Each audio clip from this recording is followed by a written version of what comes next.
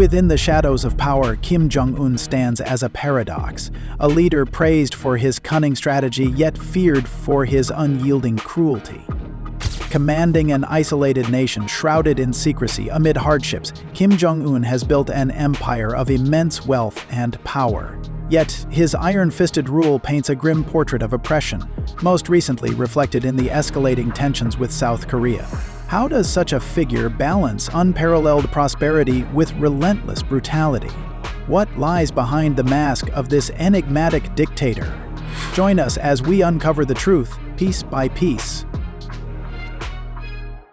Kim Jong-un's realm. Kim Jong-un, the supreme leader of North Korea, has one of the most enigmatic resumes in global politics, shrouded in secrecy and propaganda. Born on January 8, 1984, he is the third and youngest son of Kim Jong-il and Ko Young-hwai. Much of Kim's early life remains obscure, but it is known that he attended school in Switzerland under an alias, where he reportedly displayed an interest in basketball and Western pop culture. Despite this exposure to the outside world, Kim's return to North Korea marked a swift immersion into the strict ideological mold of the ruling Kim dynasty. Groomed by his father, Kim Jong-il, Kim rose through military and political ranks in his late 20s, rapidly becoming the face of the regime.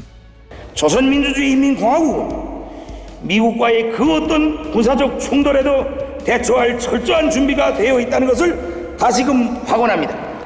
Kim Jong-un's ascent to power began in earnest after the death of his father in December 2011. Though initially viewed as inexperienced and unlikely to consolidate power, Kim maneuvered decisively to secure his position as supreme leader. He purged senior officials who could challenge his authority, including his uncle Jang Song-taek, who was executed in 2013. Kim further solidified his control through aggressive military posturing, conducting nuclear tests and ballistic missile launches to project strength both domestically and internationally. These acts reinforced his grip on power by invoking nationalist pride and deterring external interference. Kim's personal wealth and assets are staggering, even by the standards of authoritarian leaders. While much of the information is based on intelligence reports, Kim is believed to control a vast personal fortune estimated at $5 billion. His assets reportedly include luxury cars, private jets, and a yacht described as a floating palace.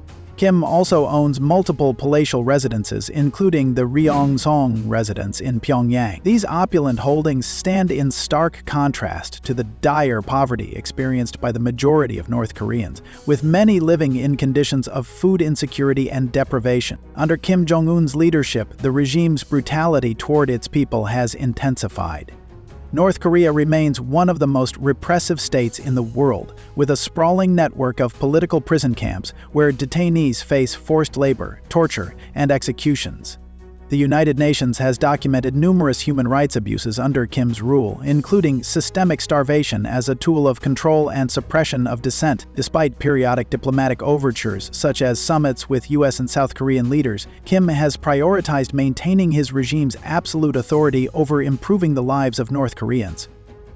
Kim's paradoxical leadership juxtaposes the image of a modernized figure engaging in global diplomacy with the reality of a dictator presiding over an isolated and impoverished nation. His governance strategy, characterized by a mix of propaganda, military threats, and oppressive control, ensures his survival at the expense of his people. As international sanctions continue to target his regime's finances, Kim remains focused on consolidating power and perpetuating the myth of the Kim dynasty's invincibility. Kim Jong-un's rule. Kim Jong-un's path to becoming North Korea's supreme leader was paved with calculated acts of political maneuvering and ruthless eliminations, including the sidelining and eventual elimination of his older brother Kim Jong-nam. Although Kim Jong-nam was once considered the heir apparent, he fell out of favor with their father, Kim Jong-il, after a scandal in the early 2000s involving a failed attempt to visit Disneyland in Japan with a fake passport. Following this, Kim Jong-un emerged as the chosen successor, likely due to his perceived loyalty and alignment with the regime's ideology. To secure his position, Kim Jong-un orchestrated the assassination of Kim Jong-nam in 2017. Kim Jong-nam was killed in a Malaysian airport by operatives who used a lethal nerve agent, VX. This shocking act of fratricide eliminated a potential rival and sent a clear message to other challengers, within and outside the regime. Despite widespread suffering under Kim Jong Un's rule, North Koreans are forced to worship him as a near-divine figure. This cult of personality is deeply ingrained in North Korean society, maintained through relentless propaganda that portrays Kim as the protector of the nation and a benevolent father figure. Statues, murals, and posters of Kim Jong Un and his predecessors dominate public spaces, and citizens are required to display portraits of the Kim family in their homes. School children are taught songs and stories glorifying the leader, and state-controlled media continually reinforces his supposed genius and achievements. This manufactured reverence is not a matter of choice, but a survival mechanism for the populace. For those who fail to demonstrate loyalty or worship Kim Jong Un, the consequences are severe. Dissenters, or those even suspected of disloyalty, face imprisonment in labor camps known as kwanliso, where conditions are inhumane. Prisoners endure forced labor, starvation, and torture, with many never emerging alive. Public executions are also employed to instill fear and compliance. Entire families can be punished under the regime's 3 generations of punishment rule, which holds relatives accountable for an individual's perceived crimes against the state. This brutal system ensures that fear permeates every aspect of life, effectively suppressing any opposition. North Koreans are also subjected to strict controls over their personal lives, dictated by the regime's rigid rules and ideological conformity. Haircuts, for instance, must conform to a limited selection of government-approved styles, and deviations are considered acts of rebellion. Clothing choices are similarly restricted, with Western-style fashion or colorful attire being discouraged as symbols of foreign influence. The government has outlawed access to foreign media and social networks, ensuring that citizens are isolated from outside information. The state-run intranet, a heavily censored and monitored system, is the only form of digital communication available to most people, effectively cutting them off from the rest of the world. These oppressive measures underscore the depth of control Kim Jong Un exerts over North Korea. Through a combination of propaganda, fear, and strict regulations, the regime maintains its grip on power while keeping the population in a state of subjugation. This environment leaves little room for personal freedom or dissent, forcing North Koreans to live within the confines of a system that prioritizes loyalty to the leader above all else.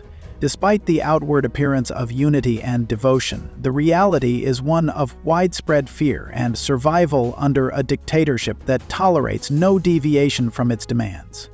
Kim Jong-un's silent commander. Kim Yo Jong, often described as Kim Jong-un's closest confidant and right-hand woman, holds a pivotal position within the North Korean regime. As the younger sister of Kim Jong Un, she is one of the most powerful figures in the country, wielding significant influence both behind the scenes and in public roles. Born in 1987 to Kim Jong-il and Ko Young-hwae, Kim Yo Jong was educated in Switzerland alongside her brother, giving her exposure to Western culture and education. This upbringing, combined with her lineage, placed her in a unique position to rise rapidly within the regime. Today, she is often regarded as a key player in shaping North Korea's domestic and international policies. Kim Yo Jong's political ascent has been both rapid and strategic. Initially seen as a low-profile member of the Kim Dynasty, she gained prominence after being appointed to key positions within the Workers' Party of Korea. She currently serves as the Deputy Department Director of the WPK's Propaganda and Agitation Department, where she plays a critical role in crafting the regime's narratives and consolidating the Kim family's cult of personality. Her responsibilities extend to overseeing state media and organizing major political events, showcasing her as an architect of North Korea's image. Internationally, Kim Yo Jong has become the face of North Korea's diplomacy, often appearing at high-profile summits, such as the 2018 and 2019 meetings between Kim Jong Un and U.S. President Donald Trump. Despite her outwardly calm and diplomatic demeanor, Kim Yo Jong is known for her political ruthlessness, mirroring her brother's authoritarian approach. She has been directly linked to several purges and power plays aimed at eliminating rivals and consolidating the family's dominance.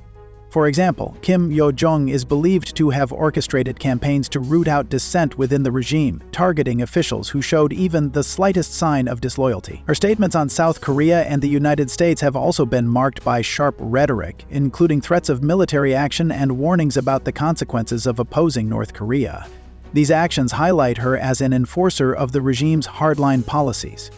While much of Kim Yo Jong's personal life remains shrouded in secrecy, reports suggest she enjoys considerable wealth and privilege as a member of the Kim family.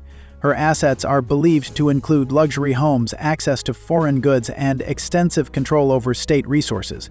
Like her brother, she benefits from the Kim dynasty's centralized control of North Korea's economy, which allows the ruling family to siphon off national resources for personal use. Intelligence reports have hinted at her access to luxury items smuggled into the country despite international sanctions, reflecting the stark disparity between the regime's elite and ordinary North Koreans. Kim Yo Jong's combination of loyalty, intelligence, and ruthlessness has solidified her position as one of the most trusted figures in Kim Jong Un's inner circle. Her influence extends beyond her official titles, as she is often seen as a key advisor to her brother on matters ranging from domestic governance to international diplomacy. Her proximity to power has fueled speculation about her potential role as a successor should Kim Jong-un's leadership face instability. Such discussions underscore the centrality of her position in the regime and her importance to the continued survival of the Kim dynasty. The First Lady of North Korea. When discussing the powerful empire of Kim Jong-un, it is impossible to ignore the presence of Ri Sol-woo, North Korea's enigmatic First Lady. As the wife of Kim Jong-un, Ri plays a crucial role in the Kim dynasty's efforts to consolidate power and shape its image, both domestically and internationally. Unlike the previous leader's spouses, who were rarely seen or mentioned in public, Ri has become a visible figure in North Korean propaganda, appearing at significant state events and diplomatic engagements. Her carefully crafted public appearances are part of the regime's strategy to project an image of modernity and sophistication, contrasting with the harsh reality of life for ordinary North Koreans. Yet, much of her life remains shrouded in secrecy, reflecting the tightly controlled narrative surrounding the Kim family. Ri Sol-woo's background is as mysterious as her role in the regime. Born in 1989, she reportedly comes from an elite family in North Korea. Her father is believed to be a university professor, while her mother worked as a gynecologist, giving her a privileged upbringing. Before marrying Kim Jong-un, Ri was reportedly a singer in the prestigious Unhasu Orchestra, a position that may have brought her into contact with the ruling elite. Her marriage to Kim Jong-un, believed to have taken place in 2009 or 2010, marked her transition into the upper echelons of power. Ri's first public appearance as First Lady came in 2012, shortly after Kim Jong-un's rise to power, signaling a departure from the secrecy surrounding previous leaders' personal lives. Her role as a visible and polished figure complements Kim's attempts to present himself as a modern, relatable leader. As a mother, Ri Sol-woo is believed to have given birth to 3 children with Kim Jong-un. However, details about their children remain highly secretive, as is customary for the Kim family. Among them, their eldest child, speculated to be named Kim Joo-ae, has attracted the most attention. In late 2022, Kim Joo-ae was seen publicly for the first time during a high-profile missile test, standing alongside her father. This rare public appearance sparked global speculation that she might be groomed as a potential successor to Kim Jong-un. In a nation where the Kim dynasty is central to its identity and governance, the presence of Kim Joo-ae suggests the regime's intention to maintain its hold on power for generations to come. Does this public presentation of their child indicate a shift in the regime's approach? Or is it a calculated display of dynastic continuity? Ri Sol-woo's role in North Korea politics, while less direct than her husband's, is pivotal. Domestically, her appearances at events are designed to humanize the leadership and reinforce the regime's image of unity and stability. As the First Lady, she is often portrayed as a caring figure, engaging with citizens and participating in cultural and educational events. Her presence at these occasions helps to craft the narrative that the Kim family not only governs but also cares deeply for the well-being of the people, a narrative starkly contrasted by the harsh realities of oppression and poverty in the country. Her carefully chosen attire and demeanor, which blend modernity with traditional Korean elements, also serve to convey a sense of progress and cultural pride. On the international stage, Ri Sol-ju has been an instrumental figure in Kim Jong Un's diplomatic overtures. One of her most significant contributions came during the Inter-Korean Summit in 2018, where she accompanied her husband to meet South Korean President Moon Jae-in. Her visible camaraderie with South Korean First Lady Kim Jong-suk was widely publicized and viewed as a gesture of goodwill during a period of heightened tensions. Similarly, she has played a role in Kim Jong Un's engagements with Chinese leaders, projecting a softer image of North Korea amid its controversial policies and international isolation. These appearances underscore her importance in the regime's charm offensive, even as the country continues to face global criticism for its human rights abuses and nuclear ambitions. Ri Sol-ju's influence extends beyond public appearances and diplomatic engagements. As a member of the Kim family, she plays a key role in maintaining the dynasty's image and legitimacy. Her modern style and public demeanor, which stand in stark contrast to the more secretive and subdued roles of previous leaders' spouses, reflect a deliberate attempt to rebrand the regime. Her involvement also signals a shift in how the Kim dynasty interacts with both its citizens and the global community. However, her carefully curated appearances also raise questions about the extent of her power and whether her role is largely symbolic or substantive. Do you believe Ri Sol-ju's visible presence marks a genuine evolution in the regime's strategy, or is it simply another tool in Kim Jong Un's propaganda machine? Kim's economic mirage. North Korea, often referred to as the Hermit Kingdom, is one of the most secretive and isolated countries in the world. This isolation raises pressing questions about how Kim Jong Un, the nation's enigmatic leader, continues to maintain his grip on power despite international sanctions and limited access to global trade. With a stagnant domestic economy and heavily restricted exports, the regime has turned to alternative, often illicit methods to fund its operations. From covert international businesses to counterfeiting and cybercrime, North Korea's ability to navigate around global restrictions is both fascinating and alarming. One of the more peculiar elements of North Korea's financial network is its reliance on money laundering restaurants.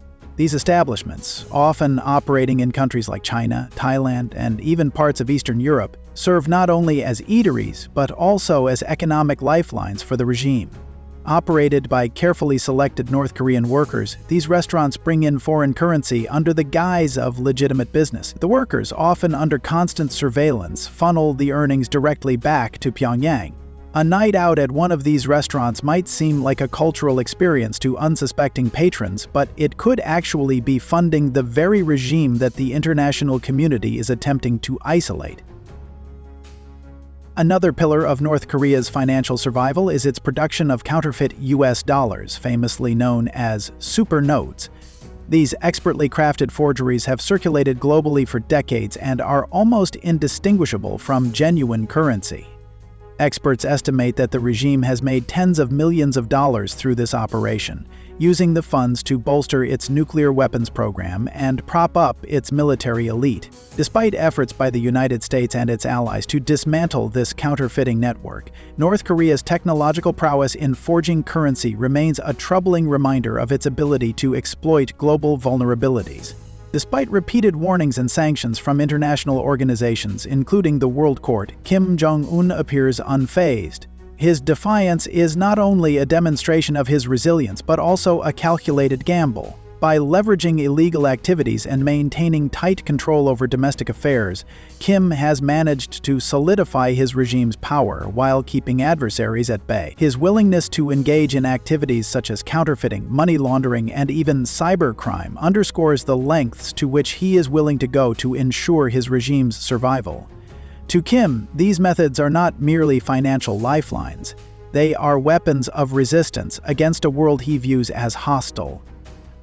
Kim Jong Un, the leader of North Korea, remains unfazed by the scrutiny and criticism of the global press, a stance rooted in his regime's tightly controlled narrative and insulated governance. North Korea operates under an ironclad propaganda system that ensures the population's exposure to international perspectives is severely limited. Within the country, Kim Jong Un is portrayed as a heroic figure who defies global powers to protect national sovereignty. This insular approach, combined with the regime's historical defiance of external pressure, allows Kim to disregard international condemnation. Moreover, his government's ability to suppress dissent and tightly manage its image further bolsters his confidence in navigating global criticism. Despite being a relatively small and economically isolated nation, North Korea has managed to develop nuclear weapons, a feat that has baffled many observers. This capability is largely attributed to decades of clandestine operations, strategic partnerships with other states, and a disproportionate allocation of national resources toward military and nuclear programs. The regime has exploited loopholes in international sanctions and relied on a network of covert operations to acquire critical technology and materials. Additionally, the state's prioritization of nuclear development over economic welfare reflects Kim Jong Un's belief that nuclear weapons are essential for the regime's survival and as leverage against perceived threats from more powerful nations. The presence of these nuclear weapons poses a significant threat to global stability. North Korea's unpredictable behavior and aggressive rhetoric amplify fears of potential conflict, particularly as the regime continues to test increasingly sophisticated missiles capable of reaching distant targets. The development of intercontinental ballistic missiles has elevated the threat to a global level, making it clear that North Korea's nuclear arsenal is not just a regional concern. This growing threat has prompted many countries to remain on high alert and adopt cautious diplomatic strategies. The international community has responded with intensified sanctions, military alliances, and diplomatic negotiations aimed at curbing North Korea's nuclear ambitions. Nations like South Korea and Japan, in close proximity to North Korea, have bolstered their defense systems, while global powers such as the United States and China continue to grapple with balancing deterrence and diplomacy. The situation underscores the pervasive anxiety surrounding North Korea's nuclear capabilities, which serve as a stark reminder of the fragile state of international security. The Supreme Leader's hubris, Kim Jong Un's unyielding stance and aggressive policies have significantly deepened the conflict with South Korea. His refusal to abandon North Korea's nuclear weapons program, combined with a series of provocative military actions, has escalated tensions on the Korean peninsula. Missile tests near South Korean waters, cyber attacks attributed to North Korean operatives, and inflammatory rhetoric have undermined efforts for reconciliation. These actions signal Kim's determination to maintain a posture of strength, despite international condemnation and calls for diplomacy from Seoul. His insistence on framing South Korea as a puppet of the United States further exacerbates animosity, fueling a cycle of provocation and countermeasures. Kim Jong Un has shattered one of the most significant symbolic bridges between the two Koreas, the spirit of reconciliation fostered by past summits. The demolition of the Inter-Korean Liaison Office in 2020, an unprecedented act of aggression, was not only a physical destruction but also a symbolic rejection of peaceful dialogue. This building, established to facilitate cooperation, was meant to symbolize a path toward unification and mutual understanding. Its destruction signaled a sharp reversal in relations, dashing hopes for progress and reaffirming North Korea's commitment to confrontation rather than compromise. This aggressive behavior affirms Kim Jong Un's strategy of leveraging conflict to solidify his regime's control and resist external influence. It demonstrates that the North Korean leader prioritizes regime survival over peaceful coexistence, using hostility toward South Korea as a means to rally domestic support. His actions also underscore his unwillingness to relinquish North Korea's nuclear program, viewing it as a cornerstone of his power and a necessary deterrent against perceived threats from both South Korea and its ally, the United States. The current situation between North Korea and South Korea remains highly volatile, marked by mutual distrust and occasional clashes. While South Korea, under its progressive administrations, has sought to engage in dialogue and reduce tensions, North Korea has frequently rebuffed these overtures with acts of aggression. Military buildups on both sides of the demilitarized zone and sporadic missile launches by the North have kept the region on edge. Despite international pressure, North Korea continues to strengthen its military capabilities, while South Korea maintains a robust defense posture supported by advanced weaponry and alliances. Although South Korea has the backing of the United States, it remains unlikely that Kim Jong Un will surrender or significantly alter his stance. The U.S. military presence in South Korea, coupled with its advanced missile defense systems, provides a strong deterrent. However, Kim views this alliance as a justification for his aggressive policies, portraying himself as a defender of national sovereignty against foreign intervention. While U.S.-led sanctions and military pressure can limit North Korea's capacity for aggression, Kim's track record suggests he will continue to resist external influence and pursue his goals through defiance and brinkmanship, keeping the Korean peninsula in a state of fragile tension.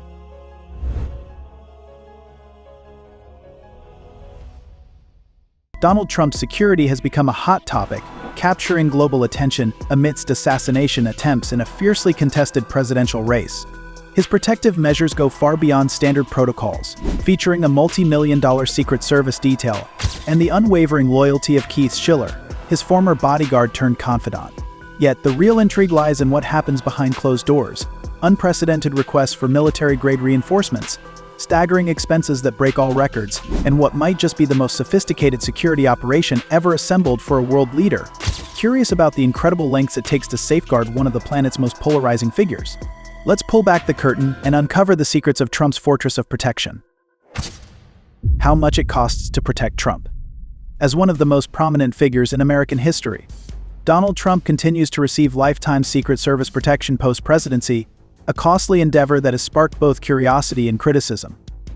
Mandated by the 1958 Former Presidents Act, this protection ensures the safety of former presidents, their spouses, and minor children under 16, honoring their service while raising questions about its financial implications.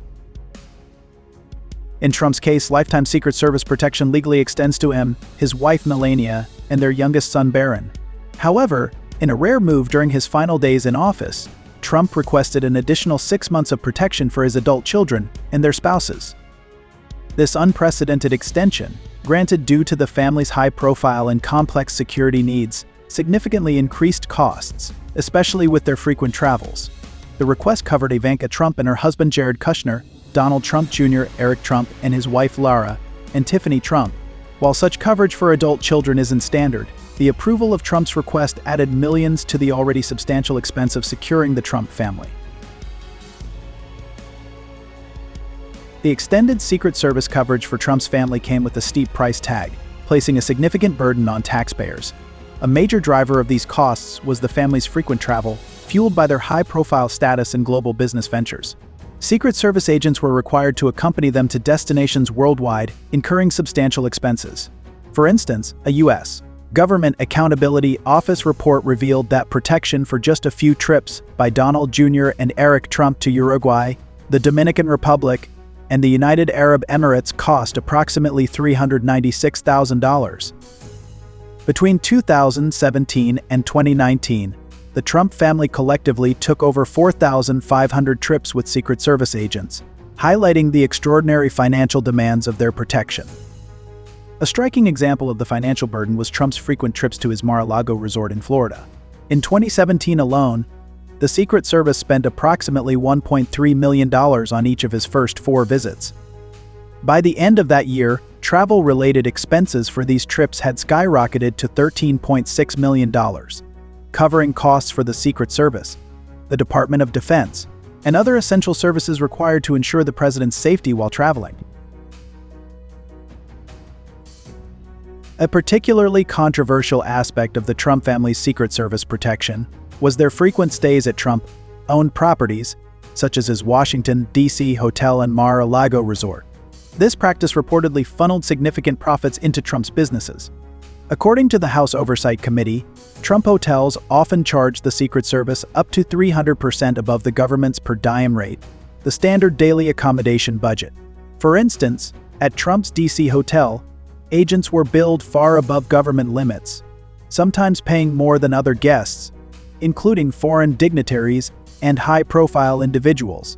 This raised ethical concerns over taxpayer dollars directly benefiting the former president's private enterprises. Eric Trump once claimed that the Trump Organization allowed Secret Service agents to stay at their properties free of charge, but the House Oversight Committee's findings told a different story.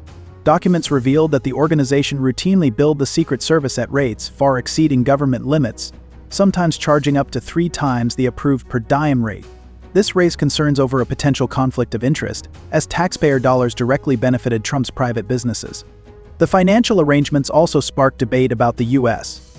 Constitution's Emoluments Clause, which prohibits a president from receiving payments from the federal government beyond their salary.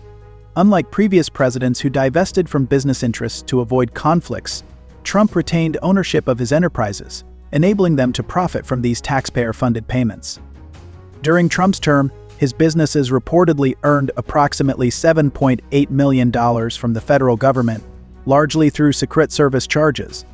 Efforts to hold him accountable under the Emoluments Clause faced significant legal challenges and were ultimately dismissed by the U.S. Supreme Court in January 2021 deemed moot following his departure from office. Despite this, scrutiny over these practices persists, with ongoing debates about the ethical implications and the precedents set by profiting from taxpayer-funded government operations. While in office, Trump's Washington, D.C. hotel became a hotspot for Republican lawmakers, government officials, and foreign dignitaries, many of whom paid premium rates to stay there. Among the notable guests were federal judges, ambassadors, and individuals who later received presidential pardons. This pattern raised alarms among ethics groups and Democratic lawmakers, who argued that Trump's decision not to divest from his businesses created a troubling conflict of interest, blending his private financial gains with the responsibilities of public office. Despite generating around $150 million in revenue during Trump's presidency, the Trump International Hotel in Washington ultimately reported net losses of $70 million, largely attributed to the COVID-19 pandemic and its impact on travel and bookings. In 2022, Trump sold the hotel's lease, and it later reopened under the Waldorf Astoria brand. Interestingly, the change in ownership marked a sharp decline in visits from Republican groups, who had been among the hotel's most frequent patrons during Trump's tenure. This shift highlights the intertwined relationship between the hotel's success and Trump's political influence. As a prominent figure with potential political aspirations, the cost of protecting Donald Trump and his family is expected to remain significant. While the extended Secret Service protection for his adult children ended 6 months after his presidency, the protection for Trump, Melania, and Barron continues. Based on GAO reports and historical expenditures, maintaining Trump's security detail is estimated to cost taxpayers millions annually, particularly if he remains politically active and continues frequent travel. The ongoing expenses underscore the financial implications of safeguarding former presidents with high-profile public lives. Trump former bodyguard Keith Schiller. Keith Schiller's journey is far from a typical rise in the world of security. Starting as a New York cop, he became Donald Trump's longtime bodyguard and one of his most trusted confidants. More than just a protector, Schiller was a gatekeeper and a key player in Trump's inner circle, earning a level of trust few others achieved. But the intrigue doesn't stop with his loyalty, it's about how that loyalty continued to pay off, even after Schiller officially left Trump's payroll, showcasing the enduring bonds and benefits of being part of Trump's close-knit team. Keith Schiller began his career with the NIPT, mastering the art of navigating the unpredictable streets of New York. Over a decade, he developed an invaluable ability to manage people and diffuse chaos, skills that would prove crucial in his next chapter. In 1999, Schiller joined Donald Trump's security team, embarking on what would become one of the longest and most unconventional security roles in modern politics. Little did he know, his journey with Trump would take him far beyond standard bodyguard duties, cementing his place as a trusted ally in the Trump inner circle. From removing unwelcome guests at events to managing security at high-profile appearances, Keith Schiller quickly became more than just a bodyguard. He was Trump's go-to enforcer, ensuring order in the often chaotic world surrounding the former president. Known for his hands-on approach, Schiller personally handled incidents, including an infamous moment when he was reportedly tasked with ejecting Rosie O'Donnell from a charity event at Trump's request. This unwavering readiness to act without hesitation earned Trump's trust, solidifying Schiller's role as both a protector and a reliable problem solver in Trump's inner circle. When Trump assumed the presidency in 2017, Keith Schiller followed him to the White House, stepping into the role of Director of Oval Office Operations. In this position, he served as the ultimate gatekeeper, deciding who had access to Trump in the Oval Office. However, Schiller's strengths lay in the private sector, where managing security, not navigating political bureaucracy, was his forte. Unsurprisingly, just months into the role, Schiller left the White House and returned to private life. Yet, his bond with Trump remained intact, evolving into a new dynamic that underscored his enduring loyalty and value to the former president. Keith Schiller's loyalty to Trump continued to pay dividends, but this time through the Republican National Committee. Shortly after leaving the White House, Schiller's firm, Kansas Global Group, began receiving $15,000 monthly from the Rink, amounting to an impressive $585,500 over 3 years. Officially, the payments were for security consulting services related to the 2020 Republican National Convention. However, the arrangement raised eyebrows, as many questioned what specific services Schiller was providing for such a substantial sum, adding another layer of intrigue to his ongoing connection with Trump's orbit. Earning $15,000 a month, a figure exceeding many people's annual salaries, Keith Schiller wasn't even working on a daily basis. The Rank stated that his role involved consulting on security for potential convention sites, but critics and watchdogs cast doubt on the legitimacy of these payments. Some labeled it a slush fund, suggesting the money was used loosely and lacked strict oversight. Political analysts argued that Schiller's hefty paycheck had less to do with serious security consulting and more to do with maintaining ties with Trump's loyalists, ensuring their continued allegiance to the former president's network. The timing of the payments, beginning immediately after Schiller left the White House, raised suspicions. It appeared as though the Runk was stepping in to ensure Schiller had a steady income once he was no longer on Trump's official payroll. The arrangement was lucrative by the time Trump left office in 2021. Schiller had earned over $500,000 from the Runk. During this period, he purchased a 4-bedroom home in Palm Beach County, Florida, conveniently close to Trump's Mar-a-Lago. For Schiller, loyalty wasn't rewarded with just gratitude, it came with substantial financial perks. His case reflects a broader pattern among Trump's allies, many of whom have been generously taken care of for their unwavering allegiance. In Trump's world, loyalty is paramount, and he's known for rewarding those who remain steadfast, often through unconventional means. Unlike many in Trump's orbit who sought the spotlight, Keith Schiller kept a low profile, avoiding press conferences and interviews while maintaining a strong presence behind the scenes. One rare exception was his 2017 testimony about the Steele dossier, where he firmly denied allegations that Trump had engaged in questionable behavior during a 2013 trip to Moscow. When questioned about claims that a Russian offered to send women to Trump's hotel room, Schiller's response was straightforward: "We don't do that kind of stuff." His testimony reinforced his role as a staunch defender of Trump, even in the face of controversy. Some critics suggest that the payments to Schiller were less about security consulting and more about ensuring his continued loyalty. After nearly 2 decades by Trump's side, Schiller had likely witnessed and heard more than almost anyone in Trump's inner circle. By financially rewarding that loyalty through the Rank, the arrangement all but guaranteed Schiller wouldn't betray Trump's trust anytime soon, keeping one of his most trusted confidants firmly in his corner. Keith Schiller's story is a testament to how Trump values and rewards loyalty. In Trump's world, taking care of dedicated allies often through unconventional means is par for the course. While the Rank's payments to Schiller raised eyebrows, they fit a broader pattern of keeping Trump's inner circle close, even if they weren't actively involved in daily operations. Schiller's financial ties with the Rink ended in January 2021, but his legacy as Trump's bodyguard and trusted confidant endures.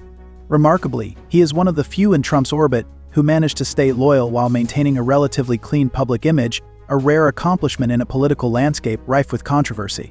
How much security does Donald Trump get? Since leaving the White House, Donald Trump's life has been far from typical, particularly in terms of security. Unlike most former presidents who retreat into quieter lives, Trump's high-profile status and active lifestyle demand constant vigilance from his security detail. Recent assassination attempts and heightened threats have only intensified the protective measures surrounding him, reflecting the unique challenges of safeguarding one of the most polarizing figures in modern history. Former presidents are typically entitled to lifetime Secret Service protection, with around 80 agents assigned to each. However, Trump's case is far from standard. Following recent attempts on his life, Congress has taken steps to bolster his security, allocating additional agents and resources to his detail. This enhanced approach has reshaped Secret Service operations around Trump, integrating advanced technology and specialized teams to address the unique challenges of protecting a high-profile figure with an active and often unpredictable lifestyle. To grasp the scope of Trump's enhanced security, it's essential to understand the standard setup for former presidents. Typically, about 80 Secret Service agents are assigned to their protection, working in shifts to ensure continuous coverage. This network includes not just close protection officers, those who remain within arm's reach, but also logistical teams managing travel arrangements, perimeter control, and advanced operations. Depending on the level of threat, additional specialized units are deployed, such as snipers, counter-assault teams, and counter-surveillance operatives. For Trump, this already robust framework has been significantly expanded to address his unique security challenges. For most former presidents, a basic shift team and standard surveillance are usually sufficient. However, Trump's protection detail has been significantly expanded, resembling the level of resources typically reserved for a sitting president. This escalation stems from a heightened threat landscape. Over the past year, several incidents have prompted the Secret Service to reevaluate and intensify its approach, ensuring Trump's safety in the face of unprecedented risks. One notable incident occurred this past summer in Pennsylvania, where a significant assassination attempt took place during one of Trump's public appearances. Look at what happened.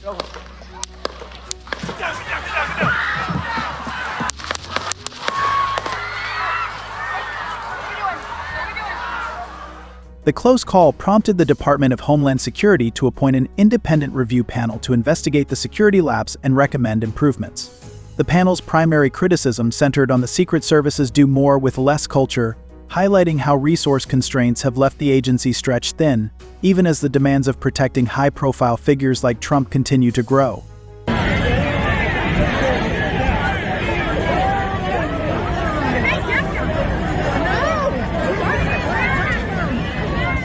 In response to these heightened threats, the Biden administration requested additional funding to bolster Trump's security detail. In September 2024, Congress passed the Enhanced Presidential Security Act, mandating the Secret Service to assess and adapt each former president's protection detail based on the current threat level.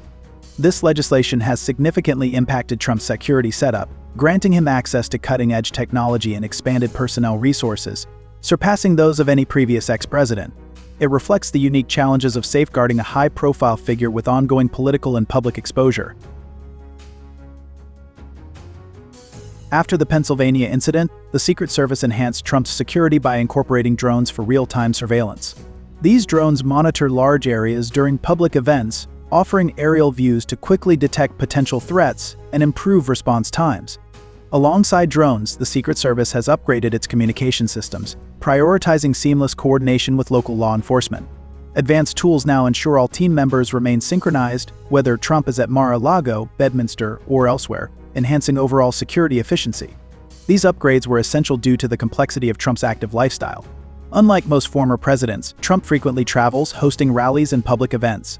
Each new location requires the Secret Service to establish security operations from scratch, with advanced teams securing the area, assessing risks, and coordinating with local law enforcement.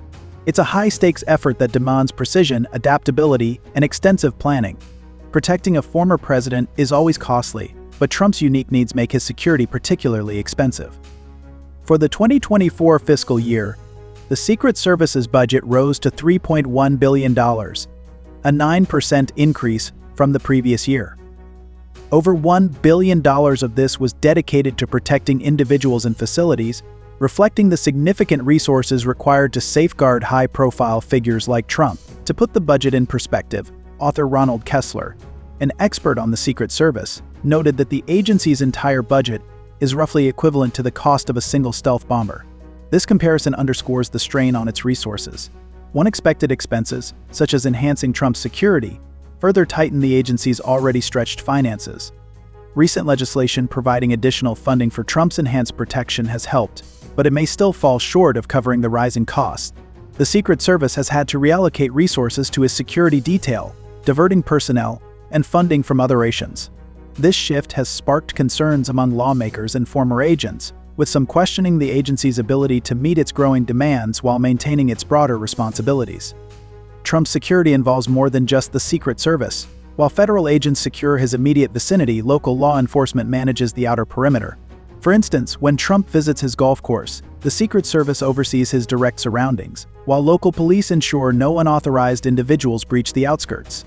This collaboration adds an extra layer of protection, creating a robust system to deter potential threats. Former Secret Service agent Jason Russell highlights the balance in Trump's security setup. The Secret Service focuses on close protection, while local law enforcement manages broader public areas. This collaboration ensures comprehensive security while allowing Trump to move freely without feeling overly restricted or isolated. Trump's unpredictable lifestyle presents challenges uncommon for most former presidents. While many ex-presidents lead more settled lives, Trump's last-minute schedule changes require the Secret Service to mobilize quickly. A recent example occurred during an unscheduled golf outing in Florida, where a gunman reportedly hid in the bushes for nearly 12 hours before Trump's arrival. Although the Secret Service acted swiftly to neutralize the threat, the incident raised serious questions about how the gunman anticipated Trump's location, highlighting the unique complexities of protecting such a high-profile figure. The incident prompted a thorough investigation, leading to stricter measures to protect Trump's privacy and secure communication channels to prevent leaks. As a result,